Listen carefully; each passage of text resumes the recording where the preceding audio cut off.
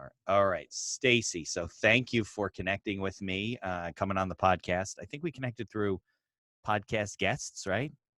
.com. Yeah. No, I appreciate it. Thanks for having me. I'm so No, excited. it's good. And you have a very unique business. I mean, you're in basically the placement business, but a very, very niche, business. So maybe we can talk about, well, let's go back a little bit. We can talk about, where you grew up, where your background is, and how you got into what you were doing before.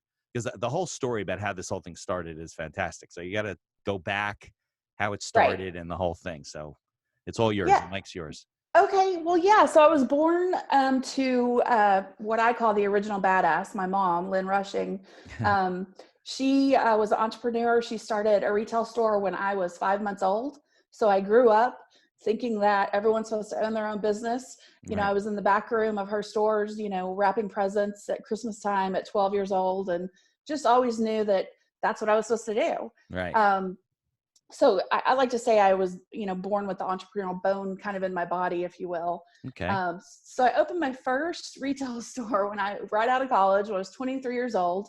Okay. Bought an existing retail store and failed miserably. A totally shock for me, because I really thought, yeah, ice water, right? Now, what did that store do? Right. I thought I would be a natural. Yeah, of course. Everybody. It was It's a lingerie easy. store. Okay. So it was apparel. Well, my mom did it in a small town of Abilene, Texas. She grew one store into 5 Okay. in this tiny little West Texas town with no industry. And so, of course, I thought, well, if she can do it, I can do it, Yeah. I'm sure she never had obstacles or bumps in the road or failures. None of that. It's all worked out, right? Right. Well, and at 23, you have this ego that Of course. you don't want to ask for help because, of course, you know what you're doing. And of course, you have 23 years of experience, 12 of which were as a young child. Right. And it was also exactly the same time that a little bitty company called Victoria's Secret launched all over America in every shopping mall. Yeah. So, they could sell it for what I could buy it for. So there was no competing. Right. So yeah, I was just a total failure. Luckily got out of there without ruining my credit and was able to sell things off for everything. But from there I went into but you learned outside a lot, sales, right? Which was, don't you always learn a lot from failures? Oh my gosh. Yeah. Oh, yeah, for it's sure. a big growing experience. I don't even truly call it a failure, because without it, I wouldn't have be where you ended are. up. Yeah. Yeah. And yeah. And by the way, at 23, great time to fail. Not great when you're 43, but it happens anyway. But 23 is a great, you're young. It's time to learn, and here you go. Exactly. Yeah. Well, and I say all the time, if I had the success I have now at 23, I wouldn't have appreciated it. Right. I would have no perspective. Yeah. Yeah. So everything happens when it's supposed to. But right. After the retail store, I went into outside sales, which turned out to really be my calling. It turned out that I didn't know at the time, but I didn't really like sitting back and waiting for customers to come to me. I really like the hunt and the drive, if you will, of outside sales, and going and really selling as much as you want to earn. Right. So I really learned a lot. I was with Nextel for many, many years, which is if you don't know, the cell phone with the walkie-talkie built in. I remember. Yeah. Remember Nextel. Yep. Yeah. And I won tons of awards, and, was really great at it, if you will, and out in the little town of Abilene. And I remember I was at an awards ceremony, and the CEO of Nextel Partners, called me up, and in front of everyone, he said, Stacey, if you can do this in a tiny little town like Abilene, what could you do if you were in a bigger market? Right. And that one statement, it's always that one thing that someone says to you, like, it stuck with me forever. I was always like, what could I do if I was in a bigger market? Challenge. And that's how we ended up in the Dallas-Fort Worth area. Okay. So I married a police officer, and that was a whole new experience for me. I'd never been in the law enforcement family, if you will. Okay. So being a police wife was all new, and I was still in commissioned outside sales, and he was a police officer in a small town, so his pay was very low. So I learned really quickly what a lot of people don't know about police officers is that they rely on off-duty work to really make ends meet, especially in the smaller communities and towns. They just, especially in Texas, I guess, they just don't make that much money. Yeah. So, it was really hard as kind of the CEO of my family to budget, because we really counted on this off-duty work to fill the gap, and we never knew when it was coming. We never knew when he was. So it was very haphazard, like Yeah. Absolutely. Never knew, no planning. He would come home from a 12-hour shift and get a call. Hey, can you work off duty? And sometimes it'd be right after he popped a beer or whatever. He's like, gosh, if I'd only known, Right. I could have planned and, Yeah, sure. Yeah. had a life. Right. There's no So, consistency, right? There's no system you can plug yourself into and say, hey, I'll do off duty work, and then they'll put you on the board. It was just all over the place. right. And then you never knew when you were going to get paid. It Right. might take months to get the check. Right. So I said to my husband back in 2012, I said, there's got to be a better way. There's Yeah. just got to be a better way, better way for this off-duty stuff to happen. And so I came up with this idea of a marketplace for off-duty work for police officers. And being an outside salesperson, I said, I can get the contracts with the corporations and companies. And my husband being a police officer, he had all the police contacts. So I just thought, it was a perfect Yeah. match. Perfect. So, And you're a salesperson. It fits you well. You're going to go out and sell these jobs and get these people to sign up, right? yeah, easy peasy, right? Yeah, right. Well, it's never that easy, but yeah, that. By that point, you knew that it wasn't that easy. Right. I Or wish it somebody was else that would easy. have done it, right? Right. So Yeah. I came up with the name Point Blank Safety Services. I created a business card, and that was really it, right? Because I still had to work my full-time job. I still had 2 kids to raise. My husband Right. was a police officer. He was never home. Right. So I still had all the other stuff. So, I spent 2 years from 2012 to 2014 just pounding the streets in every spare moment that I had with my idea and my business card going, Right. I know I can make this happen. Now, what kind And, of businesses were you calling on at that point? well, that's the thing. I found out that TxDOT, Texas Department of Transportation, uses or requires police officers on highway construction sites. They require them to For protect security. the construction workers Okay. and the traveling public. So Right. for lane closures and to follow the striping vehicles and all that kind of stuff. Right. So I So it said, wasn't okay, like you couldn't hire a security company that had security people that weren't off duty. You had to hire off duty police officers. yes, Okay. active duty police were required. So I knew there was a need. Now how to convince them about my idea. Because at that time they were going through the actual city. So they would call like city of Dallas and say, hey, I'm going to need 10 officers tonight for, highway construction in Dallas. Right. Well, the thing with that is that, first of all, that required a full-time person within that construction company to schedule, to Right. 1099, to pay, all that. The second thing is, if anything happened in the city of Dallas, they would pull their officers from the construction site and take them to that scene or that event that was going on. So it wasn't Right. reliable for these construction companies. So, And who's the company dealing with? Like Dallas doesn't have one precinct. right. They got multiple. So they're calling. Who are they calling? Mm-hmm. Yeah, they're calling, asking for an off-duty coordinator, just trying to get In every precinct? Mm-hmm. Oh, so it's all over the place. Right. Okay. And here's the thing too, sometimes the departments wouldn't let the officers use their cars out of their county. So, they may be building a highway from Dallas to Denton, but they can only use Dallas officers in Dallas County. They can only use Denton officers. So, it was a nightmare, total Right. nightmare. So then you got to change and get new people and. Okay. Right. So when I was finally able to get in front of some of these project managers for these construction companies and tell them my idea, hey, you're going to have one point of contact. These are going to be guys that are already wanting to work off duty. So they've dedicated the night to off duty for you. They're not going to be pulled from the job site. They've been approved by their chief. We do all the invoicing. We do all the payroll, all of that for you. Right. You have one point of contact and one invoice monthly. You could see literally the light bulbs going off in their head. They're everybody would do this. Yeah, they're like, oh my gosh, I could free up that person that's doing that now for something that's revenue generating, right?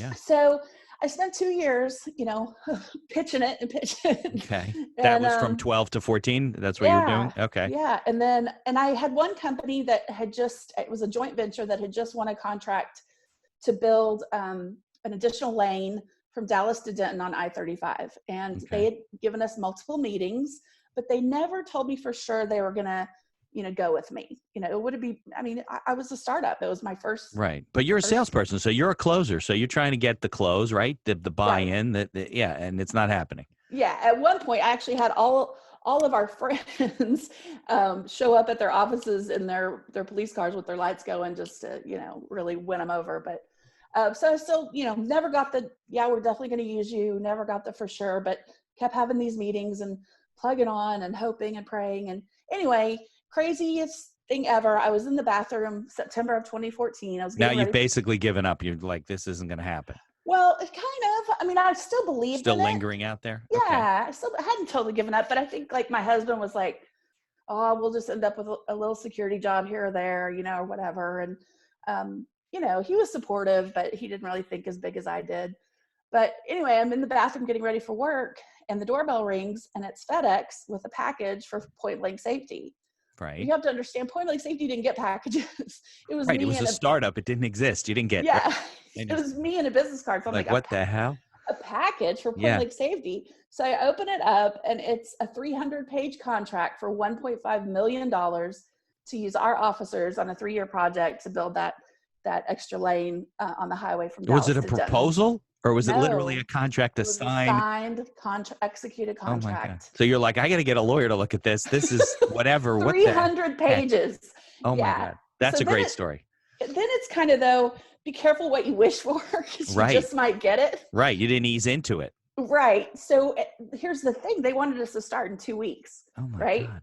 Yeah. Well, Did you have the officers on contract, like waiting for jobs? No, because you didn't have the jobs, right? right. And You need a chicken and an egg issue. It's like, right. Yeah. What comes Okay. first? You got to have the work to get the people. You got to have the people to get the work. So luckily, law enforcement is a really tight family, and, news spreads really quick. And so we were able to get the word out pretty fast that we had won this contract. And Right. Everybody wants the work, so that's not hard. yeah. So Yeah. that was kind of the easier part of it. The hard part was you start reading through this contract and realize that they require $5 million in insurance just Right. to set foot. That's hard. And for people listening, that's very hard for a new business that has no revenue.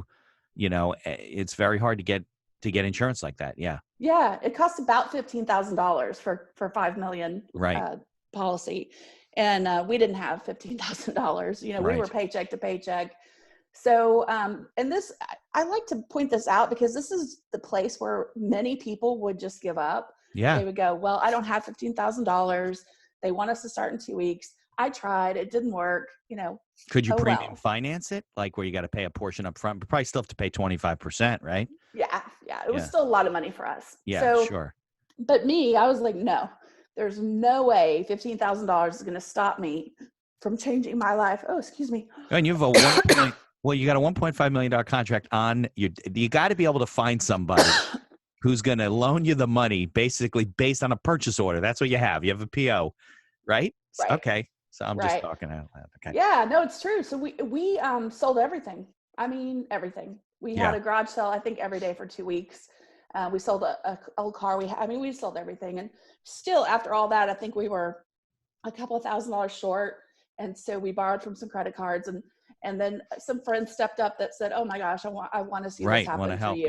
Yeah. Absolutely. So we were able to make it happen. That's like real bootstrapping, Stacey, like really bootstrapping. You're like selling your kids toys to get the business going. And it's then so true, though. It's so great true Shark because Tank story.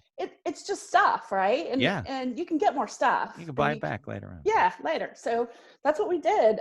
We went from, having everything to having nothing and starting completely over, but we were able to Well, you start had a this project. $1.5 million contract. Well, true. You had that. True. And now the cool thing is that this has grown over the years. We now employ over 200 police officers all over the state of Texas. We have about 12 contracts. Uh-huh. Yeah, and they're all basically construction contracts on public highways. That's right. And then some security. We do security for a lot of construction sites have the big heavy equipment and batteries and copper and all that, and they want that they protected. gotta have it watched. Sure. Right. So and nowadays people don't want a guy with a flashlight. They want an actual police officer that can detain, arrest, take action. Yeah. So it's grown. So even off duty, they can do that? Mm-hmm, absolutely. Okay. Absolutely. They have full jurisdiction in the state of Texas. So Stacey, let's go back. So you get this contract. I would assume you didn't have any systems in place, right? No. To payroll, to track, nothing, right? Nothing. Oh, that's funny. Yeah. It was totally. Build it and they will come. Well, they came and you had to build it afterward. Right. Yeah. It was a little scary for a while, but we figured it out, and now we're multi-million-dollar company, and now the pressure is I wake up every day and I know there's 200 officers that want off-duty work. Yeah, and they need it. Yeah, and then they're counting on it. So now I've got to keep those contracts coming in and keep the opportunities there, because what's different about us is my husband sends out a schedule the first of every month, and you mark down what days you want to work when you're Right. available. Must And fill up pretty quickly, right? yeah, and then he matches that with the projects that we have. So 30 days in advance when you're working, how much you're going to make, when you're That's going to get paid. fantastic. Yeah. Yeah, so you as a family, you can budget, you can Right. plan on those Yeah. braces Your life is better. or vacation or whatever. Now, So Stacey, so it's been about 6 years, right? Because that was mhm. 14, that first contract. So are there other companies that cropped up that do what you do, or still not really? Well, there's some that are trying for Okay. sure. Yeah. There's some that are out there doing it without the proper insurance and Right. Of course. y- It's always the all that case. kind of stuff. So um, typically, I kind of embrace competition, and I just, if I run across No, somebody it that's shows that there's a marketplace for it. Yeah. There's no right. question about it. And I always, if I'm in with a client and they say, well, we just signed with, so-and-so competitor, I always say, that's great. Just Right. let me be the backup Yeah. vendor. You never put off competitors because it always comes back to haunt you, you know? Well, and if you just say, let me be the backup vendor, Right. then when they can't fill it, or you find out they don't have the right insurance or whatever, They fell on their face. they come to me, and then they end up being a client for life because we do it the right way. Yeah. And so, yeah. Yeah. I think what's great about it. So obviously, when I was introduced to you, I get a whole list of people. I'm looking through different interesting businesses. I'm like, oh, that's interesting. Because my wife's father, who passed away when she was 21, was a narcotics detective in the Bronx. Okay. And they eventually moved to Florida, and he started his own security business because I think his wife said, you're going to end up dead one day, and I don't want to have to raise kids without you. So Right. they moved to Florida, but I didn't know him. So I don't know the whole, world of police officers, but I do work for some of the officers in our area. And I know that it's not only you're making a good living and you're running a good business, but you're really helping a lot of people that help our community. Absolutely. Now, Absolutely. are there other communities that are doing this or that have the need? Well, they must have the need, right? Because every community must have police officers that want off-duty work. Right. But Right. do they Yeah, all have the same rules? Like where if you're doing a highway contract, you have to have off-duty in Louisiana and, in Colorado and Nevada. Is it pretty much the same? well, no, every state's different as far as Okay. jurisdiction. So Okay. Texas and Nevada, there's several where police officers have jurisdiction all over the state. There's a Okay. lot of states though where police officers only have jurisdiction in their county where they're a Okay. police officer. So that Right. makes it harder to do what we do, because we might bring someone in from, Cleburne, Texas to work up in Dallas or whatever. And since they have full jurisdiction all over the state, it makes it easier to fill the off duty. It wouldn't be impossible in some of those other states, but it More would be definitely logistics. more challenging for sure. So you working within your blueprint is within Texas. You're not At working the in another moment, state. yeah, at the moment we're talking to some contractors in Nevada Okay. because they have the same rules as Texas. So we're looking to expand. We always want to grow and help more police, help more families. Right. But it's the kind of business lends itself. You don't need an office in Nevada, right? I mean, Right. everything's computerized and it's all remote, virtual. The people are sent here, the contractors signed, right? Right. Yeah. Exactly. You just need a manager to manage the police officers, so you can check up on them and so forth. But Yeah.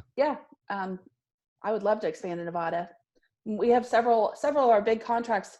The companies operate in Nevada, so we're working on it one step at a time. Right. For I sure. wonder if at some point you could get, you don't need offices, but you could get like regional salespeople who are working on commission and bringing these contracts in, For sure. to Yeah. get them out there. Yeah, I would love to continue to grow it. Somebody asked me, what my plan is, for retirement, and I was like, "What? I'm having too much Retire. fun." I know. I was like, "I'm having too much fun. I'm not Yeah. even thinking about retire." I love making money. I love waking up. I wake up every day in a new world, ready to make things happen. And I have a friend that calls me a GSD, get shit done person. I love that term. That's great.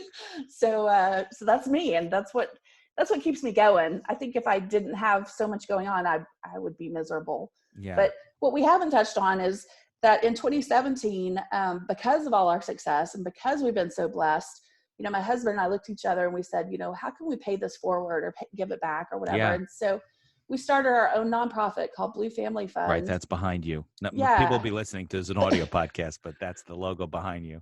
Yeah, and it's a self-funded nonprofit. We don't take Okay. any salaries out of it or anything like that. We pay all the bills ourselves.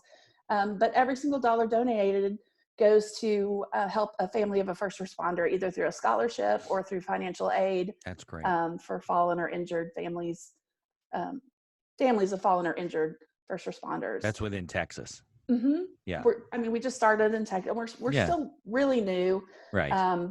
We gave out a $5,000 scholarship at the First Responders Bowl in December, and we've been able to help about 7 families of fallen or injured police officers over the couple years we've been doing it. So, um, we're just trying to spread the word about it and let people know what we're doing, and that if you Right. give a penny goes to a family. We don't take anything. Right. So in the show notes, we'll put a link to the Blue Family Fund. Anybody wants to support, make donations.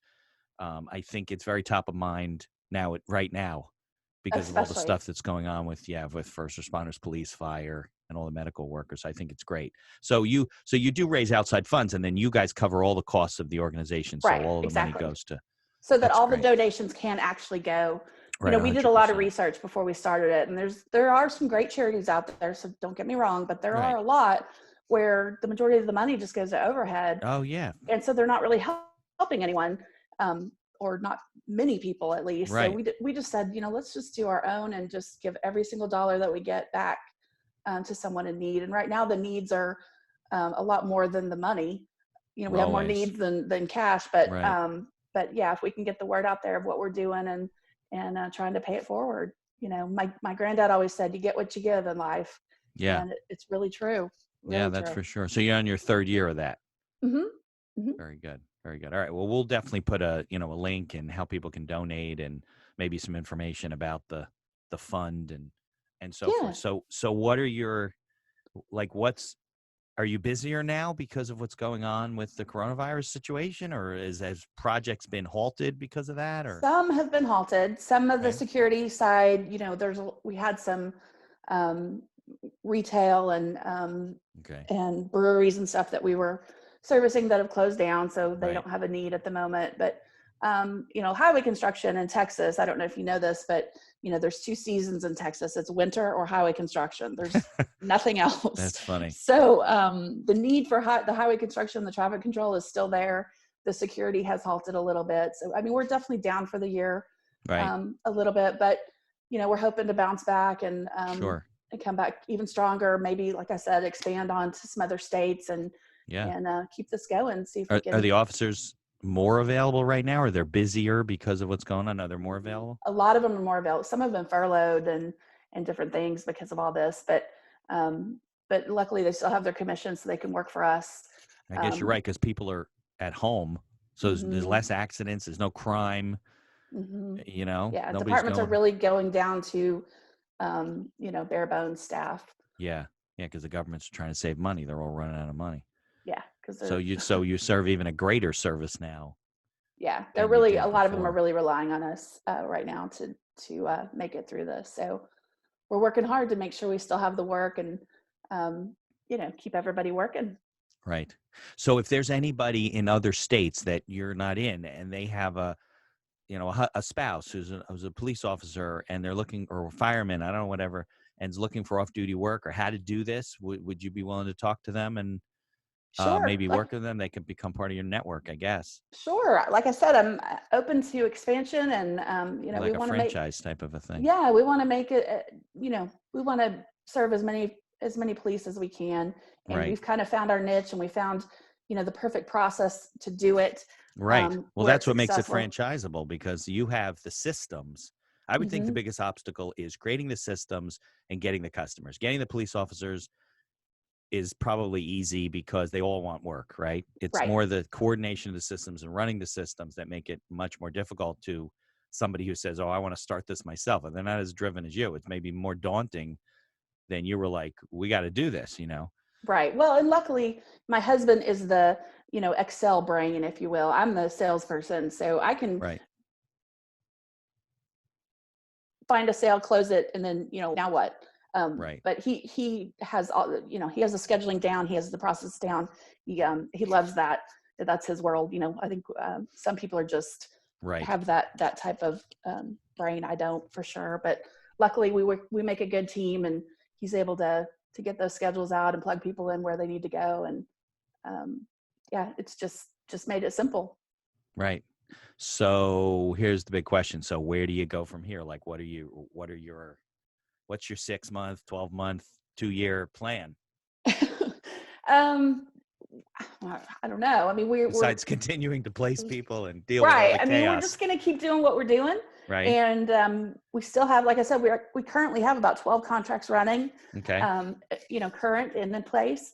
We would love to break in more into the Houston market. That's we just partnered with a surveillance company that does video monitoring with surveillance, and it's kind of a great partnership because sometimes you need cameras and then sometimes you need boots on the ground. So right. That's been a good referral partner for us, and we're looking for more of those type referral partners. We're looking for anyone that's maybe not happy with how they're having to get police officers at the current time. Maybe they're the ones struggling with all the coordination and right. Nobody wants 100 officers calling them at 3 a.m. and saying, "Where's my check?" Yeah. So we do all that for you. We take those phone calls and we manage that whole process for you. So how many employees do you have now?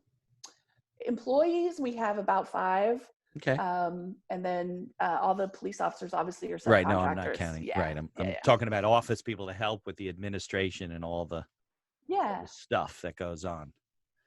Yeah. So what's the life cycle of a customer? So if you meet somebody or you meet a construction company that does highway construction, they're like, okay, well, 2 weeks from now we need people, or does it still take 2 years to go back and forth to get these people? Well, no, now, I know how to manipulate the TxDOT site, so I can see projects when they're bidding, who's bidding, then there's a letting date, which means an award date for whatever company. So if I'm not already working with that company and they're not reaching out to me saying, hey, we got this project, it's going to start on this date, then I can reach out to them and say, hey, do you know about us?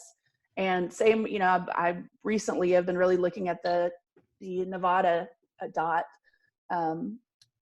website and same thing. So you can really go in there. It's a pain to manipulate their sites. They're not that easy unless you know what you're looking for and know the right terminology and all that. But luckily I'm to the point where I do. So I'm able to go in and really see who's bidding, who's winning. There's also you can see who's awarded the contracts. Mm-hmm. Oh, wow. Absolutely. Yeah. Right. On That's the got to letting be an date. advantage. Yeah. Yeah, for sure. And then you can, reach out and go from there.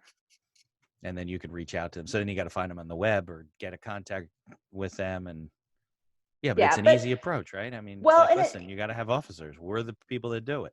Exactly. But it's like any industry, you worked for this construction company for a couple of years and then maybe you transferred to this construction company. So a lot of it is referrals because now a guy we worked for 2 years ago is now with this other company. And so they take you with them. Right. So but that's the same in any industry. You get in there and, it's kind of the same core people. So sure. Well, especially since you guys are the main people doing it and you're good at it and people had good experience, that lends itself to, you don't have to beg them for a referral. They're going to be like, well, I don't want to deal with this again. We got to call Stacey. Yep, exactly. Exactly. That's good.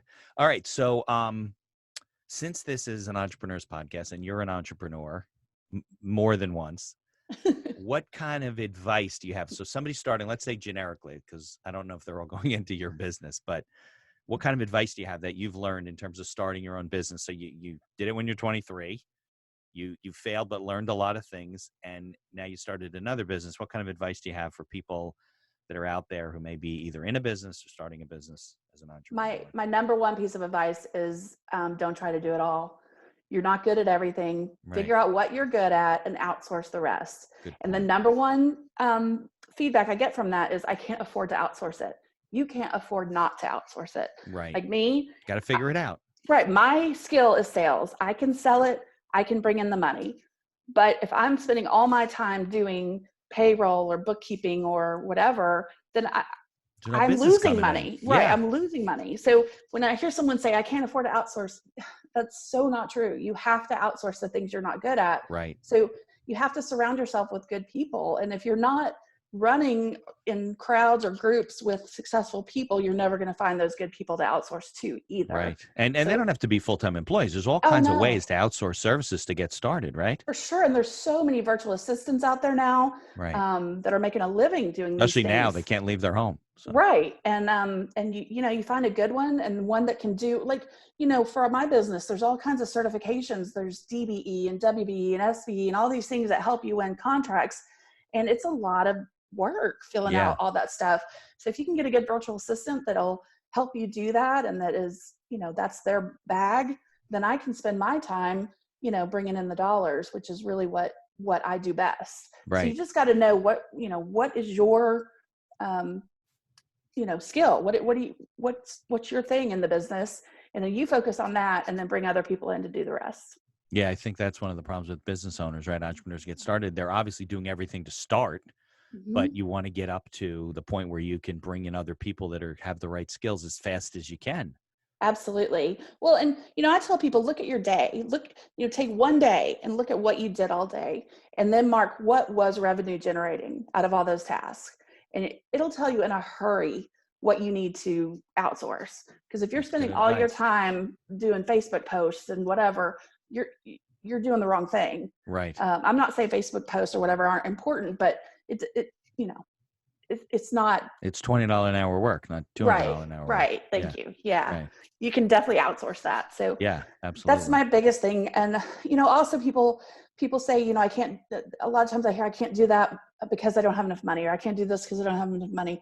You got to get creative. You got to be Yeah. able to barter or trade, whatever, to get yourself out there. People just, I find, aren't willing to think outside the box. Right. And sometimes, when I bought my first lingerie store, I didn't have the full amount. I got a small SBA loan, and I can't remember how much they were asking for it, but I think I was able to get all but like $10,000 or something. So I Okay. negotiated with them and said, hey, I'll pay you this much up front, and then in 6 months, I'll give you the other 10,000 and have it paid in full.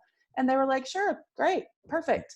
Yeah. There's always But a deal to be made. yeah, so you just gotta, That was to buy the store, or was that with the uh-huh, landlord? So that that was was a store that you were buying an was an operating business. existing store. Yes. Yeah. So I was making revenue from day one. So, and they knew that. They knew how much revenue, was coming in. So, Right. but that was my first real negotiation, if you will.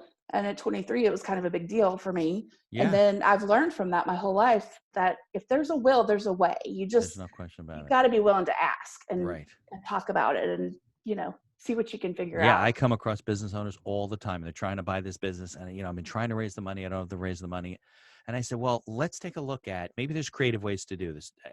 And they don't realize that all kinds of deals can be made. You can Mhm. stretch it out. You can do it in increments. Do it as you grow. You can give them collateral with the business. Whatever you want to do, they just think there's one way of doing it, meaning they got to raise the money, and that's the only way to do it. And that doesn't always work. There's business owners that'll be like, listen, I don't want to do that. You got to buy me and that's it. And I'm moving on. But Right. there's plenty of people that will, they have somebody who's interested in the business. They're looking to sell, and they will definitely make deals. And you have to be creative about it. Like you said, thinking outside the box, which I'm very good at because I've seen tons of situations. And I think in the long run too, you're better off than Right. giving up, 50% of your company, bring in a partner and this and that, or borrow more money, or, whatever. Bootstrapping means a lot because you reduce your chance of financial failures or financial troubles later on because you took on too much debt. Well, and I find a lot of people aren't willing to just give up the fluff. There's been so many. I mean, almost every month we sit down and we go through all the expenses, and we cut out the fluff. I mean, you've got to be willing to do what it takes. And as soon as COVID hit, we sat down and said, okay, what do we not need? Right. And we got rid of Dish, and we got rid of several things that were just. I mean, Right. we were still paying for a fax service. Who faxes? Right. Nobody. Yeah, I got rid of that when I started my that new Yeah, firm. so we just went, and I think we freed up $400 or $500 a month Yeah. just by going, we don't need that right now. We don't need that. And And your there's revenue didn't stop. It's continuing. Other right, people have no revenue right now. right. I was just trying to be smart. I mean, that's the thing in business. You got to always be thinking ahead. And if you're not looking at your profit and loss statement every single day, Right. I don't know what you're doing. Like, I don't understand. You've got to know what's coming in, what's going out, and you've got to be able to plan. I didn't know how bad this COVID thing was going to get, or Right. what what exactly was going to happen. Or it So, may resurge, may come right. back. I mean, who knows? You got to be prepared. Yep. Yeah, we don't know Yep. what we're facing. Yeah, I find that a lot of business owners don't know their numbers. Hmm.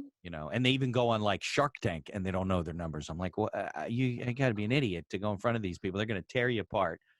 And you tell them your business is worth $10 million and you have no basis for doing that. Right. You don't even realize, and you're losing money. And you're in You know, debt. yeah, you have a Yeah. ton of debt, and it's just craziness. But a lot of people, I always say that cash flow hides a lot of problems. And when the Hmm. cash flow stops, which is what's happening to a lot of people, all of a sudden the smoke clears and you go, oh my goodness, like there's nothing here. And I think Right. some people are going to have to make a difficult decision about whether they really were in business before or not. Right. Well, and then some people, they think, oh, well, it's just a $6 Starbucks or it's just this, but you got to sit down and add all that up. What could I have done with all Yeah, that money in a month? I could have brought on another person to help me do payroll. I could have, you know, helped another family or whatever. So, right, you got to get your priorities in line, especially if you're going to run a business, because $6 here and $20 there, it adds up right. really quickly. Yeah. So, And you got to like it on the worst days, right? You got yeah, to, I still feel like, I'm the CEO of this company, but I'm also the CEO of this family. And I feel like it's my duty, if you will, to make sure the money goes as far as I can make it go. I yeah, still clip coupons. I still, you know, go for the sales at the grocery store. They're right. just, money is so hard to make. Why would you waste It it? is. Like, I know. I don't And you're get it. probably in the position now where you don't really have to do those things. You'd be fine, right? But it's in your nature to be careful with your It's money, and that funny. goes a It's funny long that you way. say that, because my husband's always going, Like, what the hell are we doing this, I right? know, he's like, seriously, Stacey, can we just order what we want to order? Do we have to use the Right, coupon? right, exactly. Do you have to be the coupon lady, right? Yes. You ever see those people where they go online, like, what do they call that? Extreme couponing, and they go through Yeah. the supermarket, No, literally that's buy everything crazy. for no money, Yeah. And then they you go know? sell it all on Craigslist or Right. whatever. I know. So it's craziness. But Yeah. that's I'm not like that an bad. obsession. Yeah, that's like you need therapy for it, Well, I think that's a full-time job in itself. I know. It would put you out of business. You don't I want to don't, do that. I don't want that job, but what was it the other day? Oh, I bought the off-brand Q-tips, and my husband came in and he said, do you think we make enough money that we could buy the name brand That's Q-tips? so funny. I I was find like, that the off-brand Q-tips, they like come off the stick. They get that's what stuck in your ear. that's so funny. It's what he said. He's like, seriously, Stacey, can we just buy the name brand, please? That's really funny. I had a detailing business back in, I guess, high school and college. And we used to, you used to detail things, and you needed like Q-tips. So we started buying the cheap stuff because we're like, you throw it away. Well, they started coming off of the stick. They would get stuck in the vents. And I'd be like, we can't do this anymore. So we got rid of them. And we got the good Q-tip, the real Q-tips. And, that didn't happen anymore. And so now Q-tips is going to sponsor the Accidental Entrepreneur. Maybe. Yeah, that would be nice. Wouldn't that be great? Yeah. Johnson & Johnson has its own problems, right? If that's, For yeah, sure. I think Q-tips are Johnson & Johnson. Yeah, I That's think really so. funny. Yeah. All right. So, any other advice before we sign off? I've taken up a lot of your time. Just go big, Think big. Yeah, go big. Steve Harvey, I don't know if you ever listened to him, but he's a great motivational speaker as well as comedian. But, Yeah. he says in life, you got to jump.